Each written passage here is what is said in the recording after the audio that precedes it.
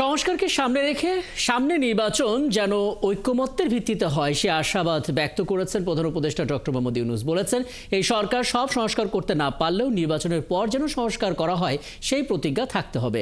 আর সংস্কার কমিশনের প্রধানরা বলেন, 1971 এবং 2024-এর আকাঙ্ক্ষাকে ধারণ করে 5টি মূলনীতি সুপারিশ করেছে সংবিধান সংস্কার কমিশন। বাকিরা জানাচ্ছেন হাবিব রহমান। বুধবার দুপুরে প্রধান উপদেষ্টা ডক্টর মোহাম্মদ ইউনূসের কাছে সংবিধান, নির্বাচন কমিশন, বিচার ব্যবস্থা ও পুলিশ সংস্কার কমিশনের প্রতিবেদন জমা দেন সংস্কার কমিশন প্রধানরা।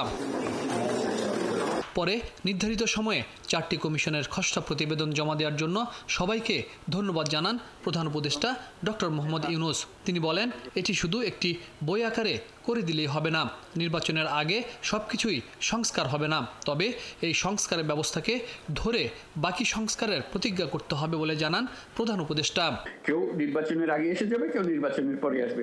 নির্বাচনের প্রতিশ্রুতি দিয়ে সব জিনিস যেহেতু নির্বাচনের আগে সম্ভব হবে না, হয়তো কাজে কিছু জিনিস থেকে যাবে, থেকে গেলে সেটার জন্য কমিটমেন্ট থাকে। ওই যে চার্টার বললাম, সেই চার্টারের আঙ্গিকে যেন আমরা এগিয়ে যেতে পারি। কাজে সেই লক্ষ্য সামনে রেখে, সেই লক্ষ্যের কথা চিন্তা করে আমরা এই পরবর্তী প্রক্রিয়াটা শুরু করব।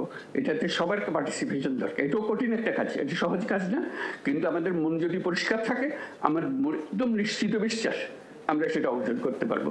সংবিধান সংস্কার কমিশনের প্রধান আলী রিয়াজ বলেন, সাম্য, মানবিক মর্যাদা, সামাজিক সুবিচার, বহুত্ববাদ এবং গণতন্ত্র সংবিধানের 5টি নীতির সুপারিশ করা হয়েছে। আমরা মনে করি যে 1971 সালের স্বাধীনতা যুদ্ধের মহান আদর্শ এবং 2024 সালের গণ অভ্যুত্থানের যে জন আকাঙ্ক্ষা, তার প্রতিফলন হিসেবে আমরা রাষ্ট্রের 5টি মূলনীতি সুপারিশ করছি। সেগুলি হচ্ছে সাম্য, মানবিক মর্যাদা, সামাজিক সুবিচার, বহুত্ববাদ এবং গণতন্ত্র। নির্বাচন কমিশনের স্বাধীনতা ও ক্ষমতা নিশ্চিত করা সহ নির্বাচন যাতে সুষ্ঠু হয় সেজন্য 150টি সুপারিশ করেছে নির্বাচন সংস্কার কমিশন। আর দ্রুত, মধ্যম আর দীর্ঘমেয়াদী 3 ভাগে ভাগ করে পুলিশ সংস্কারে সুপারিশ করা হয়েছে।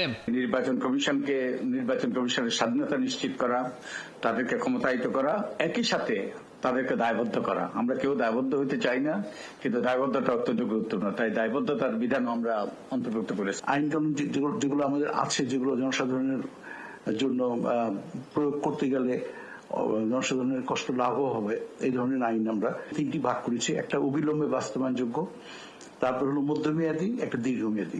স্বাধীন ও নিরপেক্ষ কমিশন কিভাবে করা যায় সেজন্য জাতীয় দুর্নীতি বিরোধী নীতি সহ বেশ কিছু সুপারিশ করেছে দুদক সংস্কার কমিশনের প্রধান।